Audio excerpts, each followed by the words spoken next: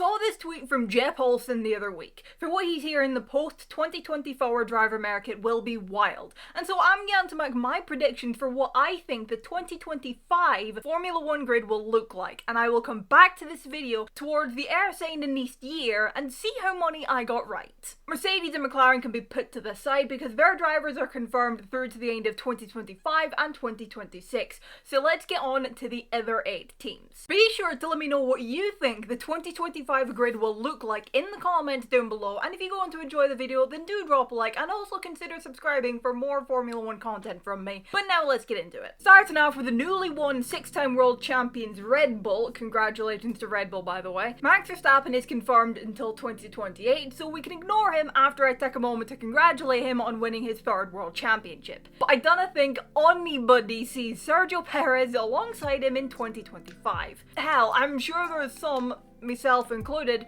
who don't see him in that seat by the end of 2024. Hi, it's me from while I'm editing this video, and this popped up on my Twitter timeline today. Now, the gist of this is, the rumor has it that Red Bull are giving Checo the boot at the end of 2023, and after 2 problems having arose when Checo and Cole started talking to other teams about a seat, the 2 problems being lack of seats, and the fact that his reputation has been a bit damaged in recent months with the bad run he's been on this year, Checo has decided to end his F1 career and his retirement will be announced at the Mexican Grand Prix, his home race. This is just rumors, of course, but I tell you, if this ends up being true, Netflix are going to absolutely fucking love this. I mean, okay, come on, just picture the storyline. You know, the Checo struggling storyline that's inevitably gonna be there. Then you have Lawson coming in to AlphaTauri to fill in for Daniel Ricciardo, who's injured. Lawson's doing really good, but it's unfortunate. It looks like he's not going to be on the grid in 2024. He'll have to wait until 2025 for a seat because Ricciardo and Tsunoda get confirmed as continuing with AlphaTauri.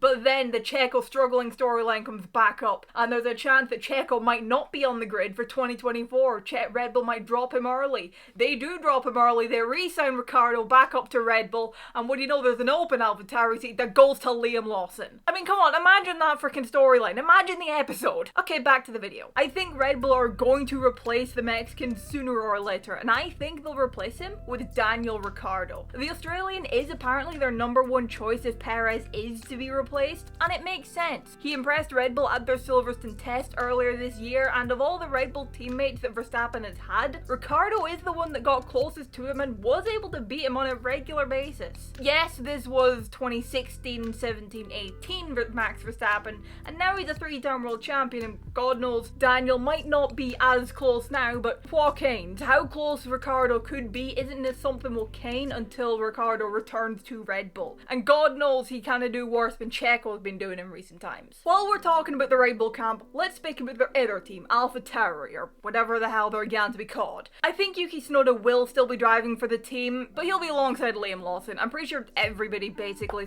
knows that, yeah, this is what is gonna happen. Going back to what I said on Ricciardo apparently being the first option to replace Checo, with that would come Liam Lawson being the first choice to take the vacant AlphaTauri seat. Over at Ferrari, both drivers are out of contract by the end of 2024, but let's be real for a moment. Charles Leclerc ain't freaking going anywhere. We all Kane, it's a 99% probability he will re-sign with Ferrari, because from an outside perspective, the relationship between driver and team seems strong despite all the screw-ups. He seems to believe in the team and the vision that Vasseur has for the team for the future, and anyways, there's nowhere good for him to go. Any open seats is a downgrade, and before anybody says Red Bull, that's a bad idea so long as Max Verstappen is there, and we all Kane it.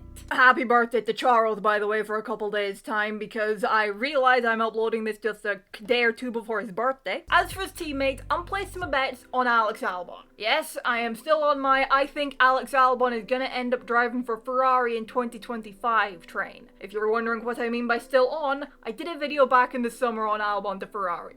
Linked below. But I do still think Albon will be tempted away from Williams by Ferrari. He's been doing really good since his return, and honestly, he deserves a seat at the top end of the grid, and I think Ferrari will be the team that kind of gets a bit tempted by trying to take him, and I think they will take him. And I tell you, Leclerc and Albon could be a really good lineup. Let's move on to Haas now and get the other Ferrari-powered team out of the way now, because I think they'll take on one of Ferrari's junior drivers for 2025. And I'm placing my prediction on Oliver Bearman, who is set to do FP1 for the American outfit in Mexico and Abu Dhabi. Of the two juniors that Ferrari have on the F2 grid, Bearman and Leclerc, it's the Brit who's been doing better, and if he continues that into 2024, I do believe he'll be the Ferrari junior to find his way onto the F1 grid with Haas for 2025. Unless Arthur has a blinder of a 2024 season, which, let's be fair, in racing, and especially F2, literally anything is possible. Back to birthdays with the Leclercs for a moment. Happy birthday, Arthur. As for the second seat, I think they'll keep ahead of one of their current drivers for a bit of stability and familiarity. Which one? Well, it's difficult to tell which way they'll go, but I'll place my bets on Magnussen. Down at Aston Martin, I think Alonso will still be there. I don't think he has any plans of calling it quits at the end of 2024, unless Aston Martin completely screw it all up next year, which wouldn't really surprise me, to be honest. But as for the second seat, I am going bold, and I'm going to say that Felipe Drugovich is waiting and saying thanks but no thanks to any other racing opportunity that comes up will finally pay off, and he'll be in the second Aston Martin seat. Yeah, I'm placing my predictions on Lawrence Stroll giving the boot to his own son. Told you I was going bold. Aston Martin from 2025 will be competing in the hypercar class at the 24 Hours of Le Mans with their Valkyrie hypercar, so perhaps Lance Stroll goes there. Now on to Alpine. I think Gasly will still be there. We know Gasly's a really good driver. He's been on the podium quite a few times. He was on the podium this season even. He's a race winner. I think they'll keep him around. But I do not think Ocon will continue with the team. I think the team will fancy a change for one reason or another, and the one on the chopping block will be Ocon. And I'm gonna say it will be Mick Schumacher replacing him. Sure, that might seem a bit of an out there choice, but think about it. One, he's currently a Mercedes reserve driver, a role that Ocon held back in 2019 when he was off the grid for a year, before coming back onto the grid with what is now Alpine. But also two, there's rumours going around that Mick Schumacher could be on for a drive with Alpine in the World Endurance Championship next year. If that goes ahead, then could that be a way back on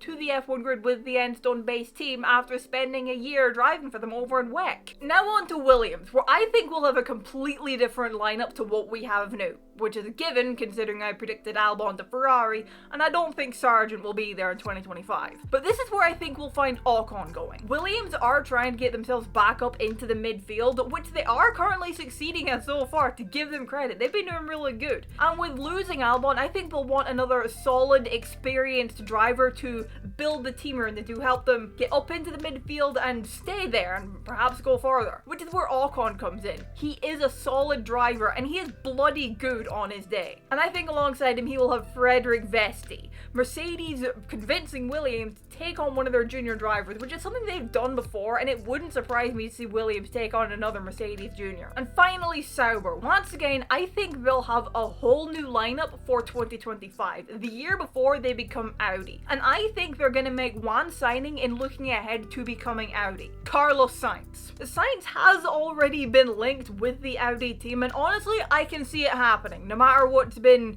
denied or then denied then confirmed. I have no fucking idea what's going on with Camp Sainz this year, I'm gonna be brutally honest. And I think he'll go there a year early, 2025, to get situated with the team and kind of be a bit of driver stability from going from Sauber to Audi, if that makes sense. Not to mention, the current CEO of Sauber is his former team principal from McLaren, Andreas Seidel. And which manufacturer has his dad been working with the last couple of years over in rallying? Audi. As for his teammate, I think it will be soon to be, unless something catastrophic happens, 2023 F2 champion Théo Pourchaire, who's been a part of the Sauber Academy for a few years, and after spending 2024 as a reserve driver for the team, he'll finally get his shot. There we have it, my predictions for what I think the 2025 Formula 1 grid will look like. What is your predictions? What do you think the 2025 grid will look like? Who changes teams? Who re-signs with their current teams? Let me get your thoughts down in the comments below. Drop a like if you enjoyed the video, subscribe if you're new around here. Thank you all so much for watching, I hope you enjoyed it, and I will see you in the next video. Bye bye.